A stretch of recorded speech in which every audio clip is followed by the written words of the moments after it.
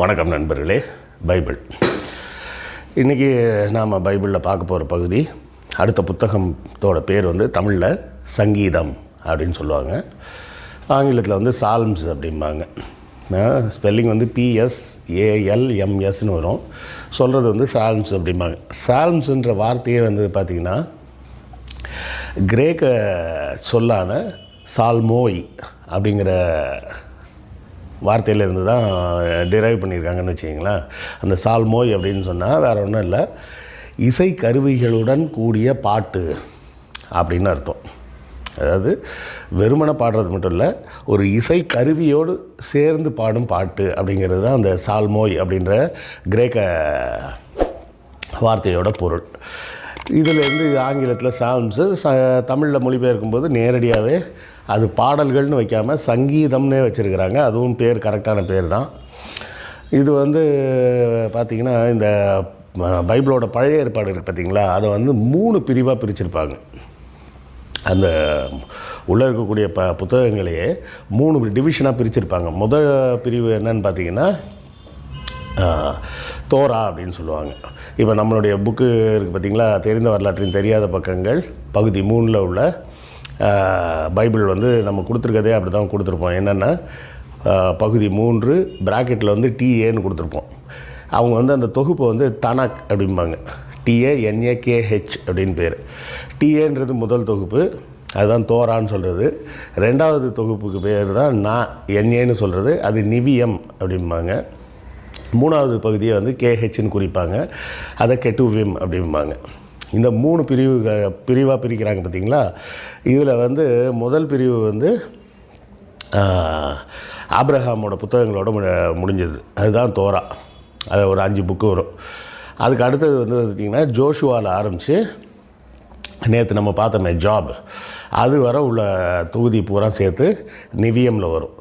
இதுக்கு அடுத்தால் பார்த்திங்கன்னா இன்றைக்கி நம்ம பார்க்கக்கூடிய இந்த சங்கீதம் தான் இந்த கெட்டுவிமில் உள்ள முதல் புத்தகம்.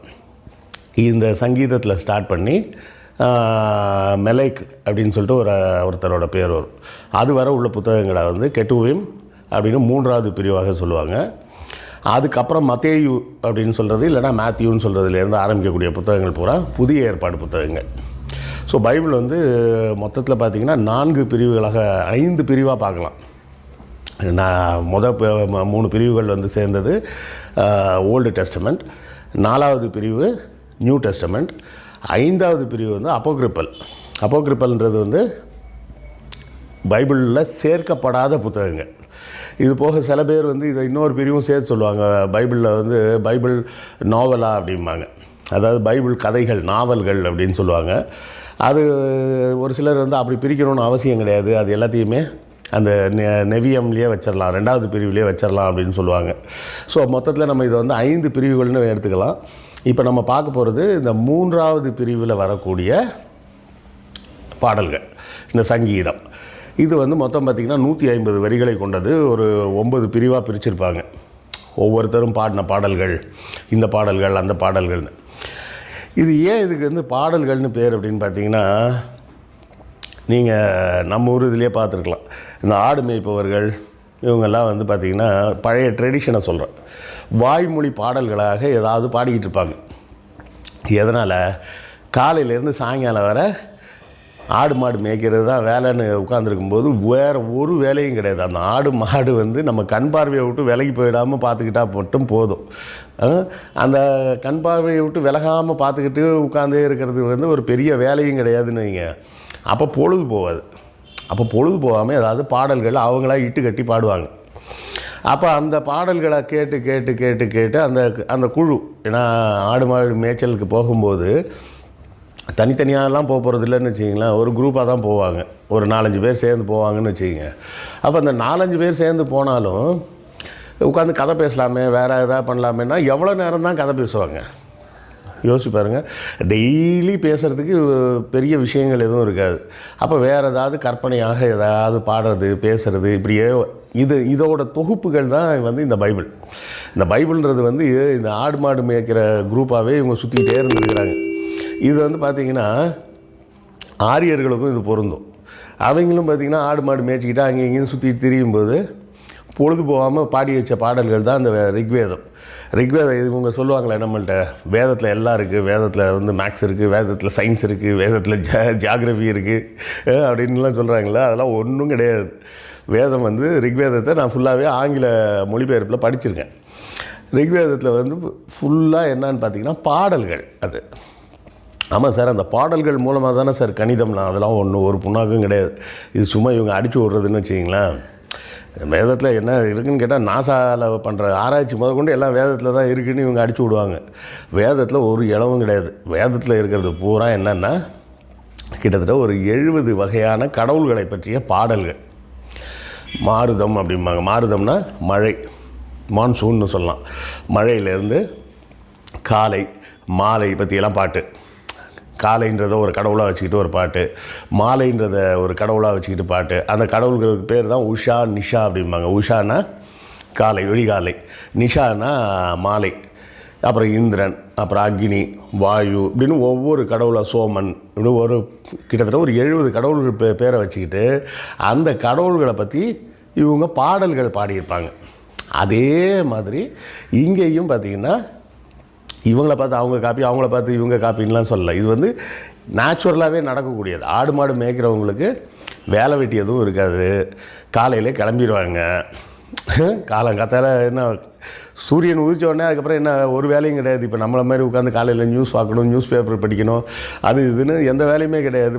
பசங்களை ஸ்கூலுக்கு ரெடி பண்ணி அனுப்பணும், ஒன்றுமே கிடையாது. இல்லை, கிட்டத்தட்ட ஒரு 2500 வருஷத்துக்கு முன்னாடி யோசிச்சு பாருங்கள், ஒரு வேலையும் இருக்காது. காலையில் எழுந்திரிச்சம்மா, நேற்று ராத்திரி சாப்பிட்டது போக மிச்சம் மீதி ஏதாவது இருக்கும், எதையாவது எடுத்து தின்னுட்டு கிளம்ப வேண்டியது. ஆடு மாடை கூட்டிக்கிட்டு போய் மேய்ச்சல்லாம் முடிஞ்சுதா, சாயங்காலமாக வந்தோமா, வீட்டில் பொம்பளைங்களை விட்டுட்டு போயிடுவாங்க. அப்புறந்தே அந்த மேய்ச்சல் தொழில் காலத்துலேயே பெண்களை வீட்டில் விட்டுட்டு போகிறதுன்றது ஒரு பழக்கம் வந்துடுது.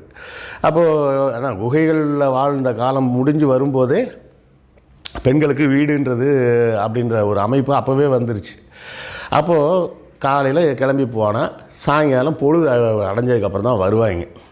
சூரியன் அடைய போகுதுன்றப்ப தான் வீட்டுக்கு திரும்புவாங்க, வழி தெரியாமல் இருட்டில் தடுமாற வேண்டாம் அப்படின்ட்டு.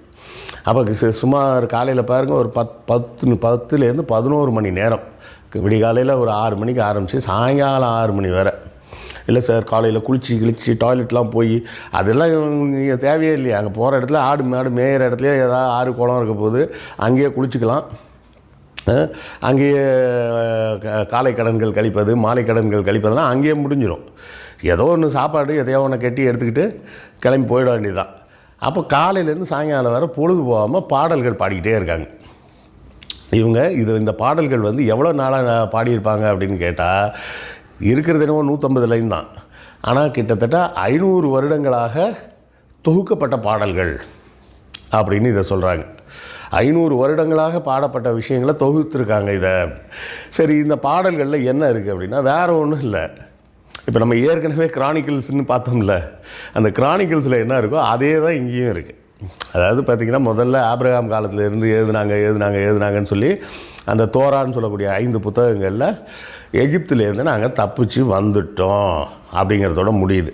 அப்புறம் ஜோஷுவா காலத்துலேருந்து நாங்கள் இவங்க கூட போய் சண்டை போட்டோம், அங்கே கூட போய் சண்டை போட்டோம், எங்களுக்கு இடம் கிடைக்கல, குடியிருக்க இடம் இல்லை, எங்களுக்கு கடவுள் வந்து வாக்குத்தத்தம் செய்து கொடுத்த அந்த தேசத்தை வந்து கண்டவெல்லாம் பிடிச்சி வச்சுக்கிறோம், கடவுள் வந்து எங்கள் கூட சேர்ந்து சண்டை போட்டார், நாங்கள் அவங்கள அடித்து துரத்தணும், அப்படி இப்படின்னு கதை விட்டுக்கிட்டு இருந்தாங்க.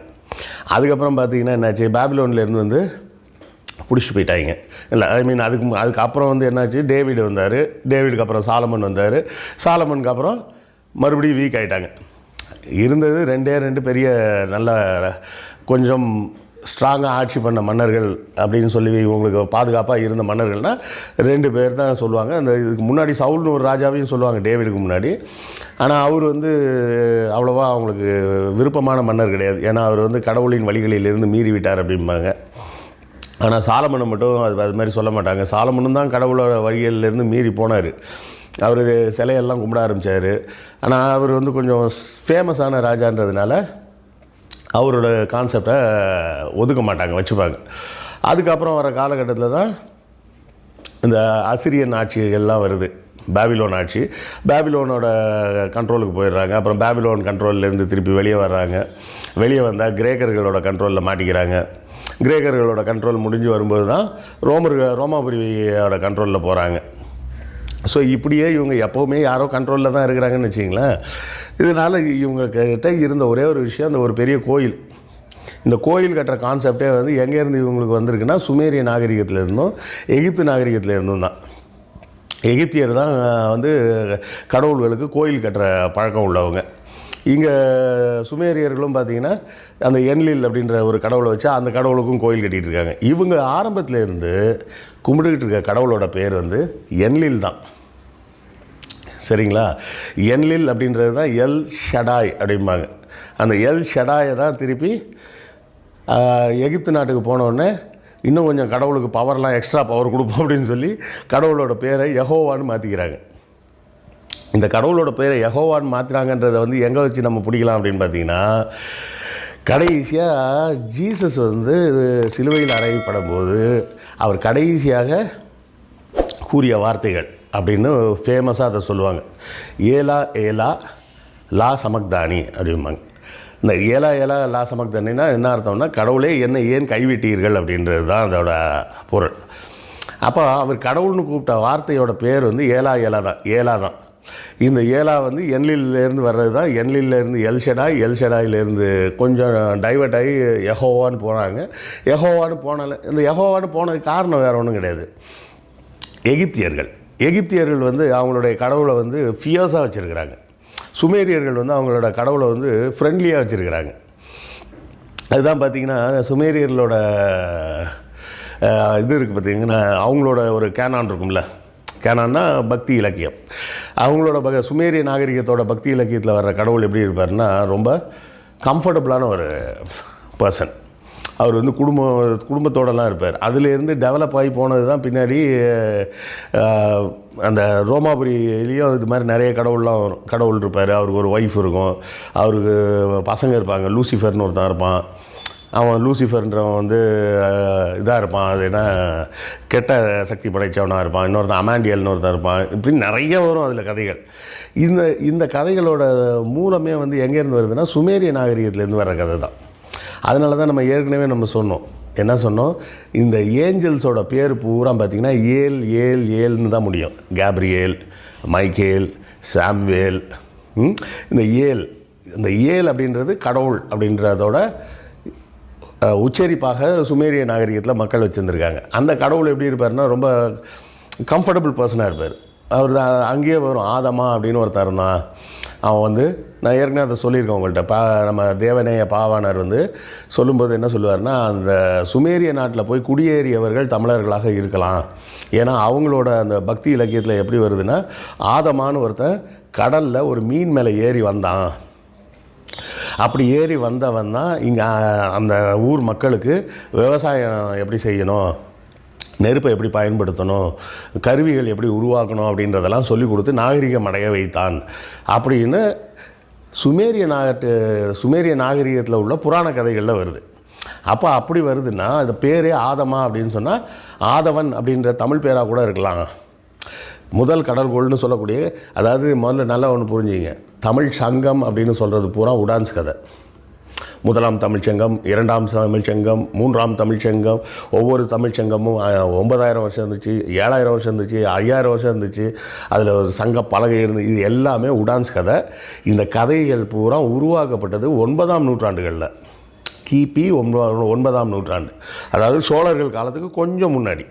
அப்போ தான் இந்த கதைகள்லாம் உருவாக்கப்படுதே தவிர இந்த சங்கம் இருந்ததுன்றதுக்கெல்லாம் எந்தவித ஆதாரமும் கிடையாது.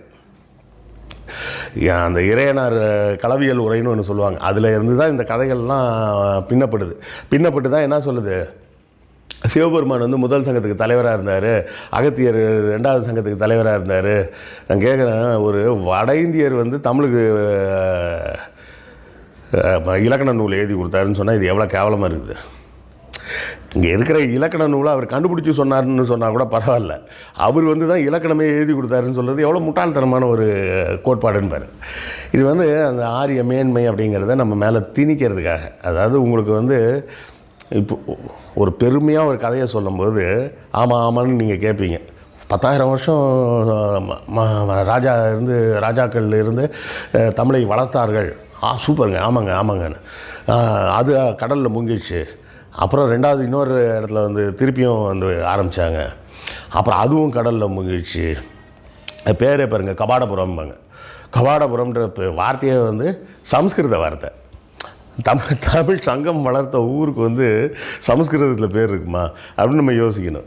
அதுக்கு அடுத்தால தான் இப்போ இருக்கிற மதுரைக்கு வந்தாங்க. இப்படி இப்போ கிட்டத்தட்ட ஒரு 15,000 வருஷத்துக்கு மேலே அவங்க சொல்கிற கணக்கெல்லாம் மொத்தமாக கூடனா கிட்டத்தட்ட 20,000 வருஷமே வந்துடும்.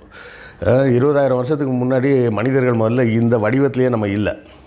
இப்போ நம்ம இருக்கக்கூடிய வடிவத்துக்கு வந்து குரோமேக்னான் அப்படின்னு சொல்லுவாங்க. ஹோமோ எரக்டஸுக்கு அப்புறம் உள்ளது, ஹோமோ சேப்பியன்ஸுக்கு அப்புறம் இதை வந்து நம்ம இப்போ இருக்கிற மனித உருவத்தோட வடிவத்துக்கு பேர் வந்து குரோமேக்னான் மனிதன் அப்படின்னு சொல்லுவாங்க. அவன் 14,000 இயர்ஸுக்கு முன்னாடி வாழ்ந்தவன்.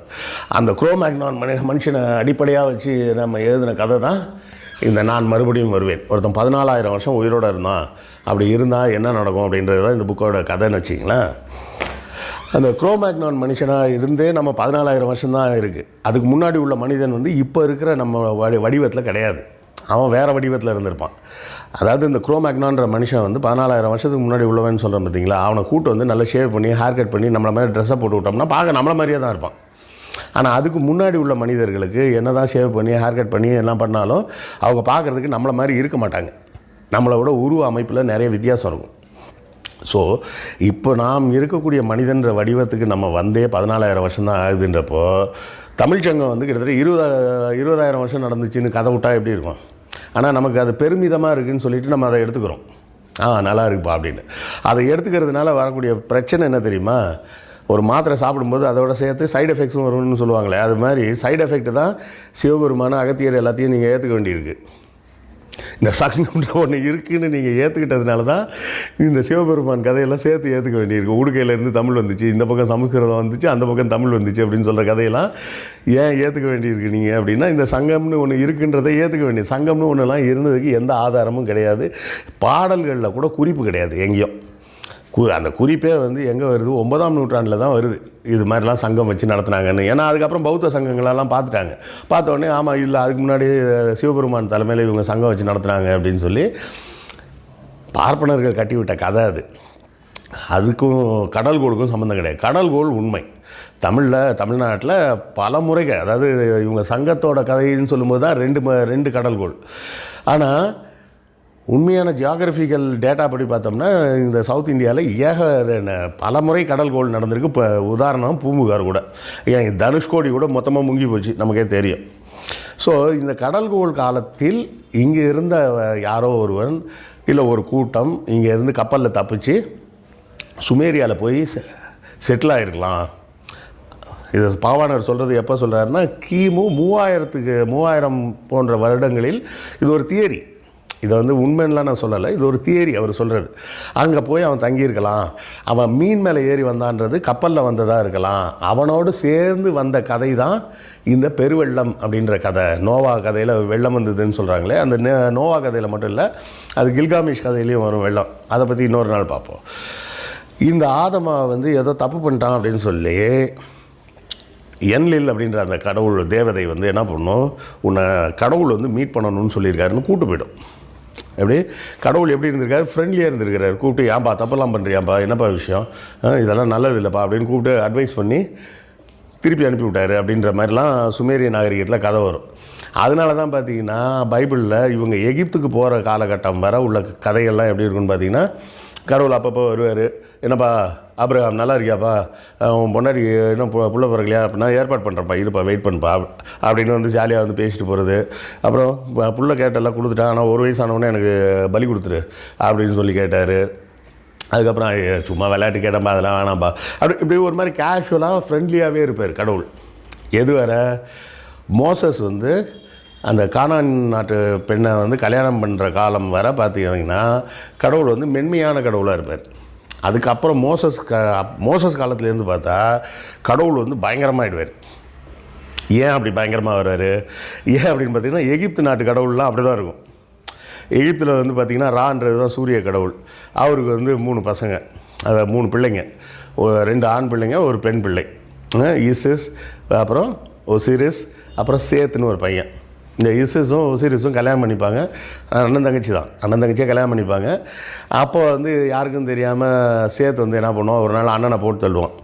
அண்ணனை போட்டு தள்ளி அவன் உடம்பை கொண்டு போய் எரிக்கும்போது அவன் ஒய்ஃப் என்ன பண்ணும், நேராக போய் கழுகு வடிவத்தில் போய் மேலே பறந்து அந்த ஆவியை உள் வாங்கி ஹோரஸ் அப்படின்னு ஒரு பையனை பெற்றுக்கும். அப்போ இங்கே தான் பார்த்திங்கன்னா மந்திரம் தந்திரம் அடி தட்டி வெட்டு குத்து, கடவுள் மேலே இருந்து அதை தூக்கி போட்டார், இடியை தூக்கி போட்டார், இதுன்னு வரும் இந்த சேத்துக்கும் ஹோரஸுக்கும் நடக்கிற சண்டைகளில். அதில் வந்து ஹோரஸோட 2 கண்ணையும் பிடிங்கிட்டு போயிட்டார். ஏன்னா ஹோரஸோட கண்கள் வந்து மிக பவர்ஃபுல்லான கண், அதை வந்து சேர்த்து பிடிங்கிட்டு போயிட்டான் அப்படின்னு சொல்லியும் அந்த கண்ணை அப்புறம் எப்படியோ தேடி பிடிச்சி ஒரு கண்ணை மட்டும் எடுத்துகிட்டு வந்துட்டார் ஹோரஸ். இன்னொரு கண்ணு எங்கே இருக்குன்னே தெரில அப்படின்னு சொல்லிட்டு அதை வந்து கடைசியாக இது மக்களுக்கு பயன்படட்டும் அப்படின்னு சொல்லி அந்த கண்ணை தூக்கி ஒரு பிரமிடு உச்சியில் வச்சுட்டாரு. அதுதான் ஆல் சீயிங் ஐ. உலகத்தில் எல்லாம் என்ன சுற்றி என்னெல்லாம் நடக்குதுன்னு எப்போவுமே அந்த கண் மூலமாக கடவுள் பார்த்துக்கிட்டே இருந்தார்.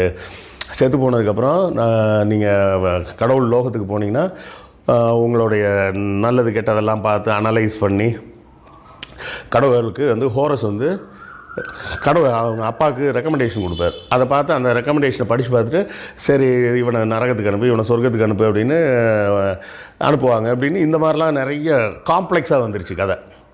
இங்கே கதைகள் காம்ப்ளெக்ஸ் ஆனவுடனே இவங்களும் என்ன பண்ணிட்டாங்க, ஏன்னா சுமேரிய நாட்டில் வந்து சொர்க்கம் நரகன்ற கான்செப்டே அங்கே கிடையாது. சொர்க்கம் இருக்குது, நரகன்ற கான்செப்ட்லாம் கிடையாது. சொர்க்கம் இங்கே இருக்கோம், செத்ததுக்கப்புறம் வானத்தில் சொர்க்கம் இருக்கும், அங்கே போயிடுவோம் அப்படின்றது மட்டும்தான் கான்செப்ட். எகிப்து நாட்டுக்கு போகும்போது தான் நரகம் சொர்க்கம்னு 2 கான்செப்ட்லாம் வருது. அதெல்லாம் பார்த்தா இன்னும் நல்லா இருக்குது அப்படின்னு சொல்லிட்டு இவங்க மதத்தை அப்டேட் பண்ணிக்கிறாங்க. இப்போது இந்த கதைகள் பூரா தலைமுறையாக சொல்லப்பட்டே வருது பார்த்திங்களா. இப்படி சொல்லப்பட்ட வந்த கதைகளை மறுபடியும் மீட்டு உருவாக்கம் பண்ணுறாங்க. ஒவ்வொரு காலகட்டத்துலேயும் அந்த பொழுது போகாமல் இருக்கிற காலகட்டத்திலலாம் மீட்டு உருவாக்கம் ஆகுது.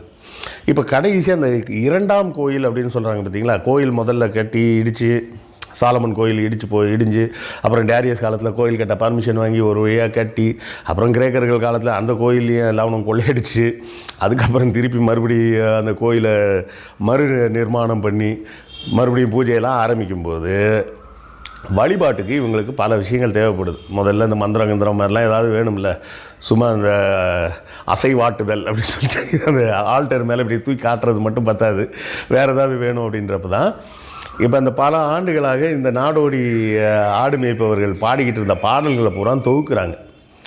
தொகுத்து இதை சங்கீதம்னு ஒரு புத்தகமாக மாற்றிடுறாங்க. இந்த புத்தகத்தை வந்து இவங்க என்ன பண்ணுறாங்க, இந்த புத்தகத்தில் வந்து வேறு ஒன்றும் கிடையாதுங்க. அது ஒரு 8 டைப் ஆஃப் டிவிஷன் சொல்லலாம். கடவுளை மகிமைப்படுத்துதல், கடவுள் மிக நல்லவர், பெரியவர், அவர் பலசாலி அப்படி இப்படின்ற பாடல்கள்லாம் வரும். 2வது பார்த்திங்கன்னா சஃபரிங்ஸ், அவங்களுக்கு இருக்கக்கூடிய வேதனைகள். நாங்கள் பாருங்கள் இந்த எதிரி மன்னன்கிட்ட கிடந்து இவ்வளோ கஷ்டப்படுறோமே, அவ்வளோ கஷ்டப்படுறோமே, கடவுளேன்னு அந்த என்னெல்லாம் கஷ்டப்படுறாங்க அப்படின்றத பற்றி பாடுற பாடல்கள். அதுக்கப்புறம் பார்த்திங்கன்னா கடவுளே நான் எந்த தப்புமே செய்யலையே, எனக்கு ஏன் கஷ்டத்தை கொடுக்குற அப்படின்னு சொல்லி புலம்புறது. இல்லை அப்படின்னு சொன்னால் ஆமாம் கடவுளே தெரியாமல் நான் பண்ணிட்டேன், என்னை மன்னிச்சிங்க அப்படின்னு சொல்லி புலம்புறது. இதுக்கப்புறம் பார்த்திங்கன்னா இந்த இடத்துல இப்படி ஒரு பிரச்சனை இருக்குது, கடவுளே நீங்கள் எப்படியாவது வந்து எங்களை காப்பாற்றுங்க அப்படின்னு சொல்லி பாடுற பாடல்கள். இன்னொன்று எப்படின்னு பார்த்தீங்கன்னா நீங்கள் ஒன்றும் கூட இருக்க மக்களை பார்த்து பாடுறது, நீங்கள் ஒன்றும் கவலைப்படாதீங்க, கடவுள் வருவார், கொஞ்சம் பொறுமையாக இருங்க, கடவுள் வருவார், கொஞ்சம் பொறுமையாக இருங்க அப்படின்ற மாதிரி பாடல்கள். இன்னொன்று எப்படின்னு பார்த்தீங்கன்னா நன்றி சொல்கிறது, கடவுளே நீங்கள் இவ்வளோ நாள் எங்களுக்கு கொடுத்த இதுக்கெல்லாம் மிக்க நன்றி, நாங்கள் நன்றியுடன் இருக்கிறோம், ரொம்ப மகிழ்ச்சி, நன்றி அப்படின்னு. இப்படி விதவிதமாக அவங்களுடைய தேவைகளுக்கு ஏற்ற மாதிரி பாடிய பாடல்கள் தான் இந்த தொகுப்பு. இதே மாதிரி கிளாசிஃபிகேஷன் தான் நீங்கள் ரிக்வேதத்துலேயும் கொடுக்க முடியும். ரிக்வேதத்தையும் பிரித்தா இதே மாதிரி தான், எங்களுக்கு அதை கூட இதை கூட, எங்களுக்கு அதை கொடுக்கலையே, நீ இதையே கொடுக்கலையே, இந்த தப்பெல்லாம் நான் செய்யவே இல்லையே, நான் இந்த தப்பெல்லாம் செஞ்சேன், என்னை மன்னிச்சிரு. இதே மாதிரி கிளாசிஃபிகேஷனில் தான் ரிக்வேதத்தில் வர பாடல்களும் இருக்கும். ஆனால் இங்கே சொல்கிறது மட்டும் என்ன சொல்லுவாங்க, உலகத்தில் இருக்க சயின்ஸ் பூரா ரிக்வேதத்தில் இருக்குதுன்னு கதை விடுவாங்க. நம்பாதீங்க, நம்ப வேண்டிய அவசியமும் கிடையாது. சேக்ரெட் டெக்ஸ்ட் அப்படின்னு சொல்லிட்டு ஒரு வெப்சைட் இருக்குது. அந்த வெப்சைட்டில் போனீங்கன்னா ரிக்வேதம் வந்து ஃபுல்லாக இங்கிலீஷில் ட்ரான்ஸ்லேட் பண்ணியே போட்டிருக்காங்க. அதில் போய் படிச்சிக்கலாம். நீங்கள் வரி ட்ரான்ஸ்லேட் பண்ணி போட்டிருக்காங்க. அது வந்து ரிக்வேதம் மட்டும் இல்லை, உலகத்தில் இருக்கக்கூடிய எல்லா புனித நூல்களையும் அங்கே மொழிபெயர்த்து போட்டிருக்காங்கன்னு வச்சிங்களேன். எல்லா மதத்து நூல்களையும் அதில் அங்கே கூட நீங்கள் படிக்கலாம் வேணாலும், பொழுது போலனா. ஸோ இப்படியாக இந்த பாடல்கள் பூரா இருக்கிறது மட்டும் இல்லாமல் யூதர்களோட அந்த ட்ரெடிஷனில் இந்த பாடல்களுக்கு ஒரு முக்கியத்துவம் உண்டு. என்னென்னா, இதை இப்போ நம்ம ஊரில் பண்ணுறாங்கல்ல, ராமாயண பாராயணம் அப்படின்னு சொல்லி ஆரம்பித்து மார்கழி மாதத்தில் நான் ஃபுல்லாக ராமாயணத்தை படித்து முடிச்சிடுவேன் அப்படின்னு சொல்கிறாங்களே, இந்த ட்ரெடிஷனே வந்து அங்கேருந்து வர்றது தான். அவங்க வந்து இந்த சபாத் காலத்தில் ஒரு மாதத்துக்குள்ளே சபாத்துன்றது 7வது நாள், அந்த 7வது நாள்னால் சனிக்கிழமை, அது ஒவ்வொரு சபாத் அன்னைக்கும் காலையிலேருந்து ஆரம்பித்து சாயங்காலம் வர முடிகிற வரை உட்காந்து அந்த பாடல்களை படிப்போம். ஒரே நாளில் படித்து முடிப்போம், இல்லை ஒரு பாட்டாக ஒரு வாரம் வச்சு படித்து ஒரு மாதத்தில் படித்து முடிப்போம். இப்படி அதை ஒரு ட்ரெடிஷன் மாதிரி வச்சு ஃபாலோ பண்ணிக்கிட்டு தான் இருக்கிறாங்க இன்றைக்கும். ஆனால் இப்போ கிறிஸ்தவர்களும் இஸ்லாமியர்களும் இந்த பகுதிக்கு அவ்வளோ முக்கியத்துவம் கொடுக்கறது கிடையாது. வச்சுக்கிறாங்க. ஒரு சில ஆர்த்தடாக்ஸ் கிறிஸ்டியன்ஸ் எல்லாம் வந்து அவங்களுடைய ப்ரேயருக்கு வந்து இந்த பாடல்களை வச்சுக்கிறாங்க. ஆனால் பெரும்பாலும் மிக சொற்பமானவர்கள் தான் இந்த சங்கீதத்தை வந்து ரொம்ப முக்கியத்துவம் கொடுக்கறது, யூதர்களை தவிர. இஸ்லாமியர்களும் இதே புக்கை தான் யூஸ் பண்ணுறாங்க, கிறிஸ்டியன்ஸும் இதே புக்கை தான் யூஸ் பண்ணுறாங்க. ஆனால் யூதர்கள் கொடுக்கக்கூடிய அளவுக்கு முக்கியத்துவம் கொடுக்கறதில்ல. அதில் இன்னொரு முக்கியமான விஷயம் என்னென்னு பார்த்தீங்கன்னா, இந்த சங்கீதங்கள் இருக்குது பார்த்தீங்களா, யூதர்களோட ட்ரெடிஷன் படி ஒருத்தர் இறந்துட்டார் அப்படின்னு சொன்னால் அந்த உடலை அதுக்கு ஒரு ப்ராசஸ் வச்சுருப்பாங்க. இங்கே நம்ம ஊரில் இருக்கிற மாதிரி அதே மாதிரி ஒரு ப்ராசஸ் என்னென்னா, அந்த உடலை குளிப்பாட்டி சுத்தம் பண்ணி தூய்மைப்படுத்தி வாசனை திரவியங்கள்லாம் போட்டு புது உடைகள்லாம் அணிய வச்சு பொட்டியெல்லாம் ரெடி பண்ணி அந்த பொட்டியில் வச்சு கடைசியாக கொண்டு போய் புதைக்கிறது அப்படின்னு. இந்த ப்ராசஸ் ஃபுல்லாக நடக்கும் பார்த்தீங்களா, இறந்த நிமிடத்துலேருந்து.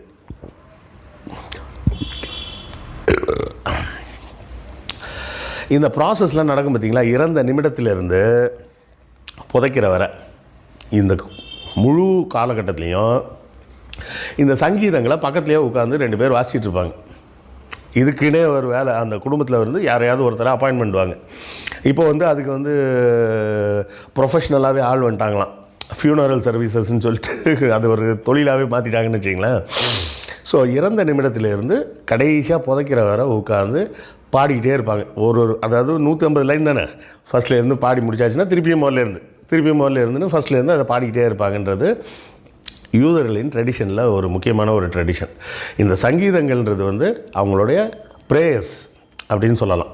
இதில் வந்து பார்த்திங்கன்னா டேவிடை வந்து ஒரு சங்கீதக்காரன் அப்படின்னு பைபிளோட தமிழ் வெர்ஷனில் சொல்லுவாங்க. ஆங்கிலத்தில் உள்ள வெர்ஷன்லேயும் பார்த்திங்கன்னா அவன் வரும்போதே எப்போவுமே ஹார்ப் வச்சுருப்பான் அப்படின்னு சொல்லுவாங்க. ஹார்ப்னால் யாழ், அந்த யாழ் வச்சுக்கிட்டே எப்பவும் பாடிக்கிட்டே இருப்பான். அப்படி பாடிக்கிட்டு இருக்கிற ஒரு காலகட்டத்தில் தான் கோலியாத் கூட போய் சண்டை போட்டு ஜெயிச்சான் அப்படின்றது வரும். ஏன்னா அவன் ஆடு மேய்க்கிறவன். இது டேவிட் பாடிய பாடல்கள்னு சொல்லி அது கொஞ்சம் சிறப்பு அம்சம், ஸ்பெஷல் ஸ்டேட்டஸ்னு வச்சிங்களேன். ஏன்னா அவர் ராஜாவாயிட்டார். அதுக்கப்புறம் ராஜாவாகவே ஆனவர் பாடின பாடல்கள் அப்படின்றதுனால அதுக்கு ஒரு ஸ்பெஷல் ஸ்டேட்டஸும் கொடுப்பாங்க. இது வந்து மொத்தத்தில் பார்த்திங்கன்னா இது ஏற்கனவே என்னெல்லாம் எழுதியிருக்கோம், அந்த மோசஸ் காலம் வரை என்ன எழுதப்பட்டதோ, அதுக்கப்புறம் டேவிட் காலம் வரை என்ன எழுதப்பட்டதோ, அதுக்கப்புறம் வந்தவங்க காலகட்டத்தில் என்னெல்லாம் எழுதப்பட்டதோ, எஸ்ரா காலம் வரை என்னெல்லாம் எழுதியிருக்காங்களோ, அதாவது கிரானிக்கிள்ஸ்னு சொல்கிறோம் பார்த்திங்களா. கிரானிக்கிள்ஸ் வந்து ப்ரோஸில் இருக்கும், இது பொயட்ரியில் இருக்கும். அது வந்து வெறும் எழுத்து வடிவம், இது பாடல் இசை பாடல் வடிவத்தில் இருக்கும். அவ்வளோதான் வித்தியாசம். இந்த சங்கீதம்ன்ற புத்தகமும் வேறு ஏதோ ஒரு புது புத்தகம்லாம் நினச்சிக்க வேணாம். கிரானிக்கல்ஸ்னு நம்ம கடைசியாக பார்த்த இடத்துல என்ன வந்ததோ அதே செய்திகள் இசை வடிவத்தில் இன்னும் சுருக்கமாக கொடுக்கப்பட்டிருக்கு. அவ்வளோதான். 150 லைன் தான் மொத்தமே. அப்போ அந்த 150 வரிகளில் பகுதிகள் இருக்குது நிறைய. அந்த பகுதிகளுக்குள்ளே பிரித்து வச்சுருக்கிறாங்கன்னு வச்சிங்களேன். இந்த வரிகளை திரும்ப இசை வடிவத்தில் இவங்க பாடுறதுக்காக வச்சுருக்கிற புக்கோட ஆங்கில பேர் தான் சால்ம்ஸு. இதுலேயும் நிறைய கான்ட்ராடிக்ஷன்லாம் இருக்குது. அந்த கான்ட்ராடிக்ஷன்லாம் நம்ம அடுத்த பகுதி பைபிள் புத்தகம் வரும்போது புத்தகத்துலேயே நேராக சேர்த்துடலான்னு பார்க்குறேன். கொஞ்சம் நேரம் பத்தலை உட்காந்ததுக்கு, அந்த ஸ்லைடெல்லாம் ரெடி பண்ணுறதுக்கு இன்னும் நேரம் பத்தலை. அடுத்த மாதத்துலேருந்து அந்த ஸ்லைடெல்லாம் போடுறதுக்கு உண்டான வேலைகளையும் பார்ப்போம். நம்மளது பார்த்திங்கன்னா பெரும்பாலும் அப்படியே நேராக நரேட்டிவாக தான் இருக்குது. நரேட்டிவ் போர் அடிக்குதுனாலும் சொல்லுங்கள், நம்ம விஷுவல்ஸும் காட்டுவோம். விஷுவல் காட்ட மாட்டேன்னு சொல்லலை. என்ன ஒன்று, அந்த விஷுவல்ஸ் ரெடி பண்ணுறதுக்கு இப்போ உடனே டைம் இல்லை அப்படின்றது தான் கொஞ்சம் பிரச்சனை. கொஞ்சம் நம்ம வீடியோஸ் எல்லாம் ரெகுலர் ஆனதுக்கப்புறம் அந்த விஷுவல்ஸும் நம்ம பண்ணுவோம். இதுலேயும் நிறைய கான்ட்ரடிக்ஷன்ஸ் இருக்குது. இதுக்கு முந்தின எபிசோடில் நீங்கள் பார்த்தீங்களா ஜாப், அந்த கதையிலையும் நிறைய கான்ட்ரடிக்ஷன் இருக்குது. நம்ம வரியாக அதெல்லாம் வந்து புத்தகத்துலேயும் கொடுக்குறோம். இப்போ வீடியோவில் உடனடியாக போட முடியல. அடுத்த பாகம் புத்தகத்தில் அதை பூரா தெளிவாக போட்டுடுறேன். இதுக்கு அடுத்த பகுதி வந்து ப்ராவர்ப் அப்படிம்பாங்க ஆங்கிலத்தில். தமிழில் வந்து அதை பழமொழின்னு சொல்ல மாட்டாங்க, தமிழில் சொல்கிறது வந்து நீதிமொழிகள் அப்படின்னு சொல்லி அதுக்கு பேர். ஸோ வழக்கமாக உங்களிடம் கோரிக்கை நான் வைக்க வேண்டிய நேரம் வந்து விட்டது. தெரிந்த வரலாற்றின் தெரியாத பக்கங்கள் 4 புத்தகங்கள். இந்த புத்தகங்கள் 4ம் 250 ரூபா ஈச், ப்ளஸ் இந்த புத்தகங்கள் நான் மறுபடியும் வருவேன், கண்டதை சொல்கிறேன், அப்புறம் உவேசா தமிழ் தாத்தாவா. அப்புறம் நண்பர்கள்லாம் கேட்டாங்க, மொத்தமாக புக் வாங்கினா எதுவும் டிஸ்கவுண்ட்லாம் கிடையாதா அப்படின்னாங்க. நம்ம வந்து இங்கே புத்தக விற்பனை நிலையம் அப்படின்னு வச்சு நம்ம நடத்தலை. இந்த புக்கு விற்பனைன்றதே வந்து எதுக்காக வச்சு நடத்துகிறோம், இந்த சேனலுக்கு ஃபண்டிங்காக தான் நடத்துகிறோம். அதனால் இதில் வந்து டிஸ்கவுண்ட்டுக்கெல்லாம் எனக்கு ஒன்றும் தெரியல. மேபி எல்லா புத்தகமும் சேர்த்து வாங்குகிற நண்பர்களுக்கு தபால் செலவு இல்லாமல் தபால் செலவை நாங்களே ஏற்றுக்கிட்டு புக் அனுப்பிச்சி வைக்கிறோம். மொத்தமாக 4 பாகமாக ஆர்டர் பண்ணுறோம் சார் அப்படின்னிங்கன்னா ஆர்டர் பண்ணுங்கள், போஸ்டல் செலவை நாங்கள் ஏற்றுக்கிறோம். இல்லை 7 புக்குமே ஆர்டர் பண்ணுறேன் அப்படின்னு சொல்லுங்கள், அப்பவும் போஸ்டல் செலவை நாங்கள் ஏற்றுக்கிறோம். அதை குறித்த செய்தியை அவங்க அமுதாவை உங்களுக்கு வாட்ஸ்அப்பில் அனுப்ப சொல்கிறோம். எங்கள் டிஸ்கிரிப்ஷன்லேயே வாட்ஸ்அப் லிங்க் இருக்குது. நீங்கள் அதை பார்த்து அந்த லிங்கை கிளிக் பண்ணி உங்கள் ஆர்டரை இன்றைக்கே கொடுத்தீங்கன்னா சேனல் தொடர்ந்து நடப்பதற்கு உதவியாக இருக்கும். மீண்டும் அடுத்த எபிசோடில் சந்திப்போம். நன்றி, வணக்கம்.